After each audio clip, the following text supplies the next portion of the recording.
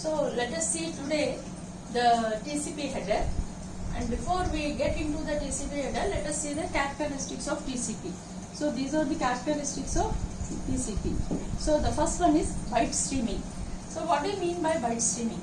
So there is a facility in TCP that whatever data you are getting from the application layer, it will be converted into bytes. So what number of any 10,000 bits you are receiving the data from the application layer, it will be converted into bytes, and this will be divided into segments. The collection of bytes, segment means the collection of bytes is called as a segment. So all these are bytes. So let us say this is 1001, this is having the number of 1001. So next is 1002. Like this you can have, let us assume that in this segment there are 50 bytes. So this is one segment. Again when you receive the next bits, it will be again converted into the next segment. So this property is called as byte streaming. And the next one is connection oriented. Just now we have discussed about the connection oriented. This you can remember it as the three-way handshaking. Okay. So and the next one is the full duplex. So what do you mean by full duplex? Whenever a machine is sending a data to other machine B, so it will establish a connection to send the data to B.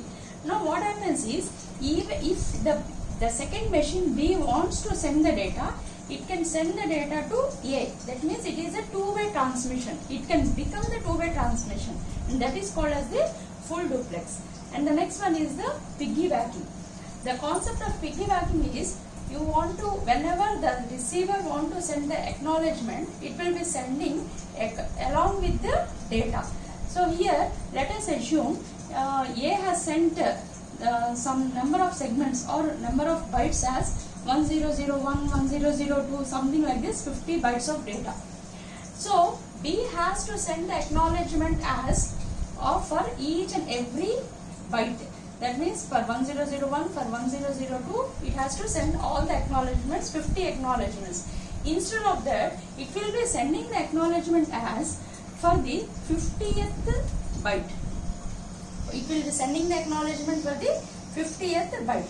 Then what happens? And what is the advantage in this means, if whenever B wants to send the data to A, it will be sending the data along with the acknowledgement.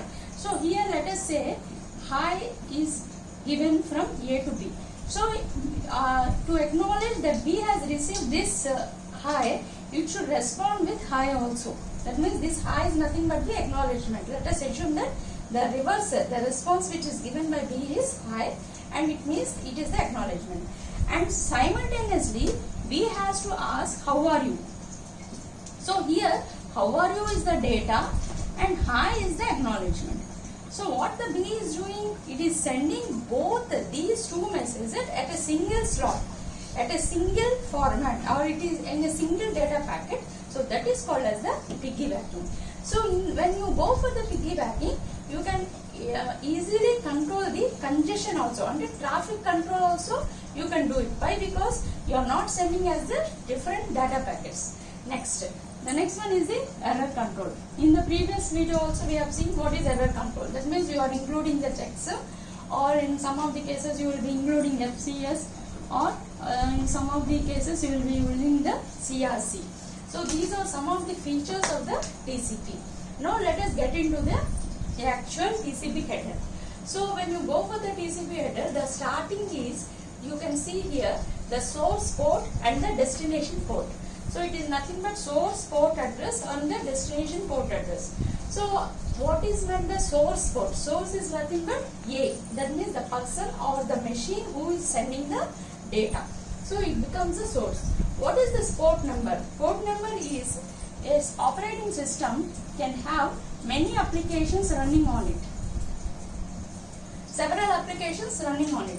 So whenever the data is being sent, it will choose one port number to get outside, to get the exit from that machine.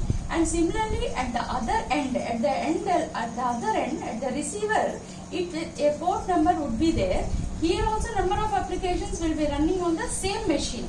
So there should be one port number which allows this data to enter into that machine. So that is, it is a 16-bit number. Similarly here, source is also 16-bit and the destination is also 16-bit. So when you are allowing, when this number is there, then it will allow the data to enter into the machine. Now this would be of, what is the range of this port number? Means it can have up to 2 power 16. So 2 power 16 means say 0 to 655535. Out of this 10 to 1023 numbers are well known port numbers. That means whenever I want to send the data, I can't choose the numbers within these 0 to 1023 port numbers. So what is meant by this well known port numbers? For this we can have the example of if you take the example of 100. So 100 is there. So what is the significance of this 100? It is a police control. That is some reserved numbers are there which we should not use for any other purpose. So such numbers will be well known port numbers. So whenever I access, suppose if my machine is this one and I want to access some web page and I am sending a request to the web server. So the port number which will be allotted will not be in this range. It will be something like, let us say 5001. So from here my request will take the port number of 5001 and go into this web server machine. Okay, and here the port number 80 would be assigned. Why I am specifying the number 80 is because I am accessing the web page. All the web pages, HTTP will be accessing some reserved port numbers. So it will be taking 80. So from through that 80, my request will be entering into this system. And similarly, some SMTP access the port number as 25. Some FTP takes the port number as 21. So these are some of the reserved and the well-known port numbers. And what is the next one is sequence number. It is of a 32-bit. So what is the purpose of this sequence number? Because when you are sending the segments or when you are sending the bytes, there should be some unique number. How can I know that which segment or which byte number I am sending? Here some 50 bytes are there. 50 bytes of data I am sending. So here 1001, 1002, 1003. So every byte will have a sequence number.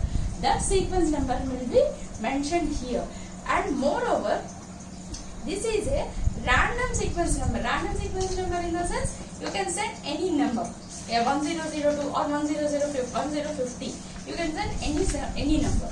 Next one is the acknowledgement number. So what is here acknowledgement number? What you are saying, you can send the data from A to B. So B has to send the acknowledgement number. And when B sends the acknowledgement number, what it will do is, here I told you, it will be sending 50 segments and it has to send the acknowledgement for all the 50 segments.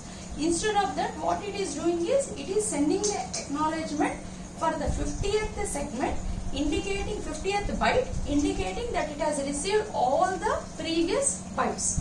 So it will be sending not as 1050, but it will be sending as 1051, indicating the next segment it is expecting. This we have already seen in the data link layer. That is, it will be, the acknowledgement will be giving the number of the segment or the byte which is next expecting. That is, it has received all the 50 segments and it is expecting the 1051th segment or 1051th byte. Okay, so that indicates the acknowledgement number.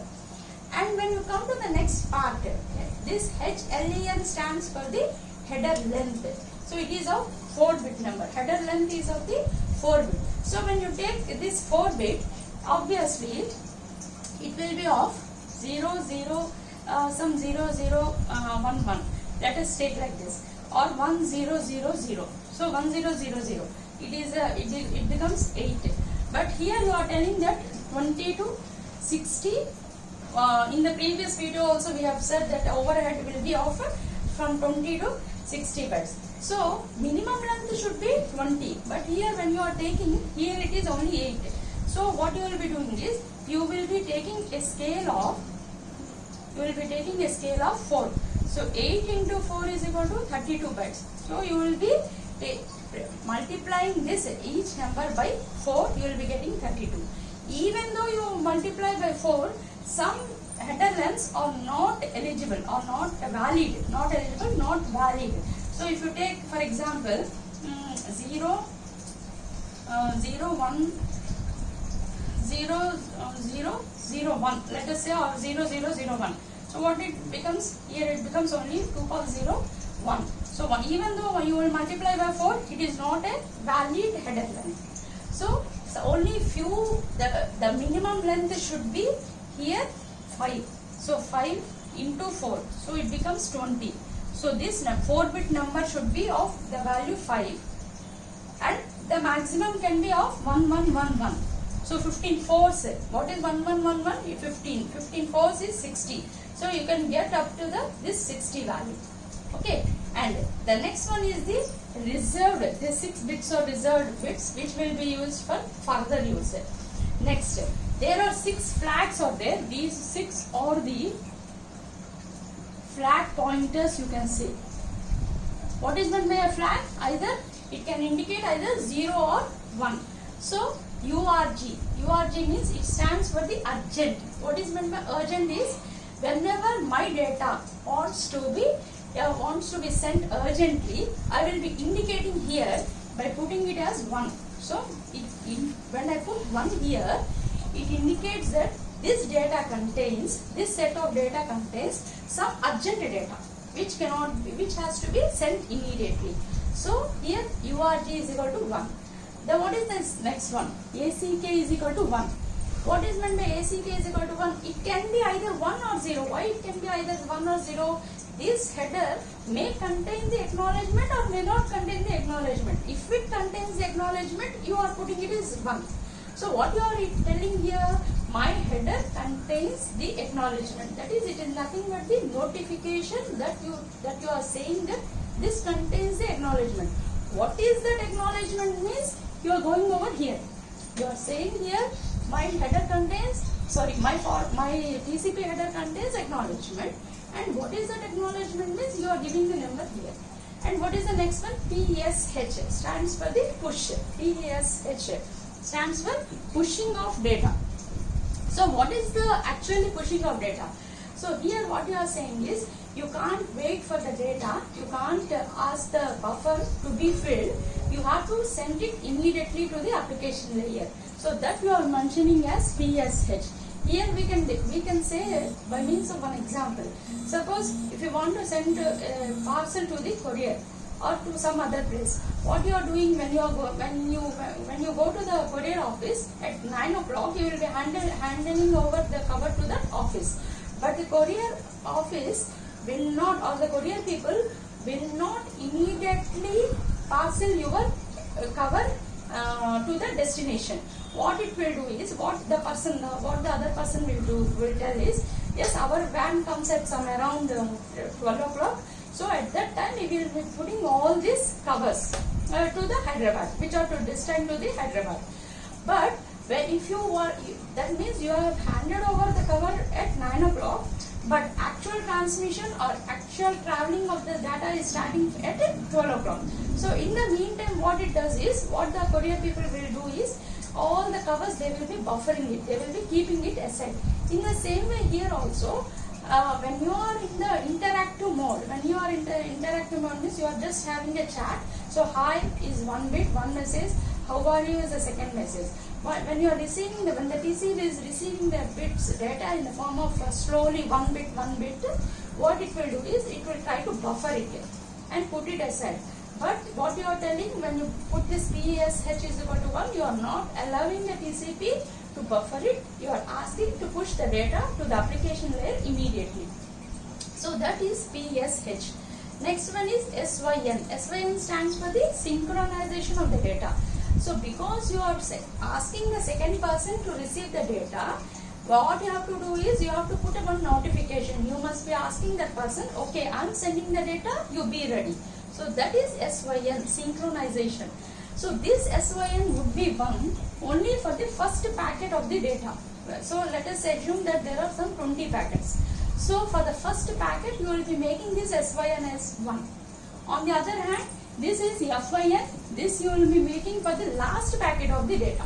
So SYN is the first packet of the data you will be making as 1, and FYN you will be making for the last packet of the data.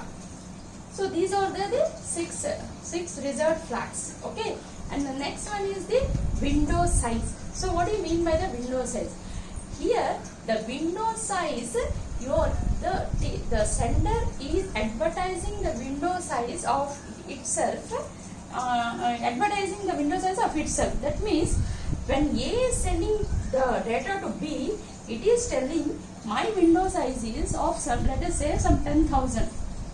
A is telling it is of 10,000. So when you put here 10,000,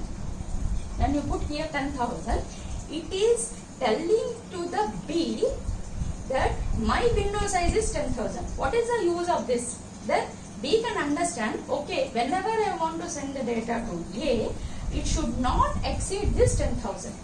So here it is not the data of, it is this value is meant to inform to the destination or the receiver that this size is this much. Okay. And for the second time, when B is sending the data to A, again it will intimate, okay, my data size is only of 8,000. My window size is only of 8,000. So when it is received by A, then it will understand, okay, the window size of the destination is only 8,000. So my data should not limit above 8,000. And at a start, when I am sending the data, it should not limit above 8,000. So this is about window size. And when you come for the checksum, so checksum is, this is meant for the error-free, to detect as well as the correct errors.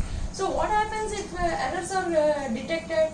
There are various algorithms to detect as well as the correcting the errors. So CRC or checksum or CS or anything, any algorithm you can apply over here to find out the errors and simultaneously correct the errors.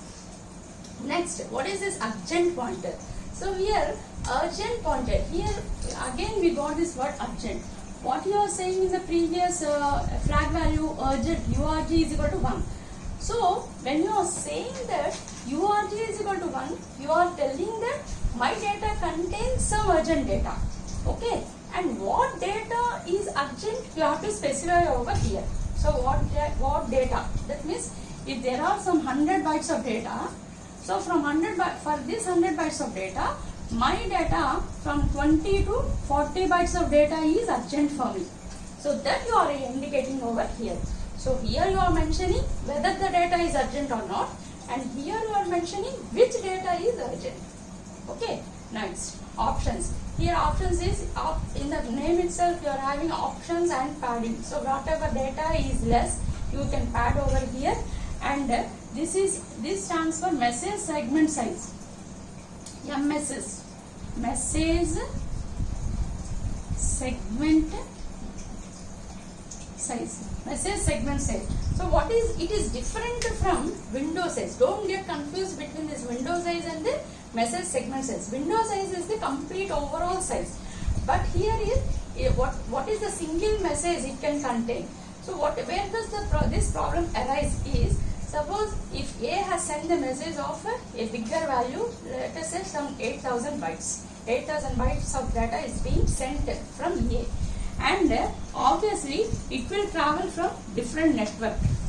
It will travel through different networks.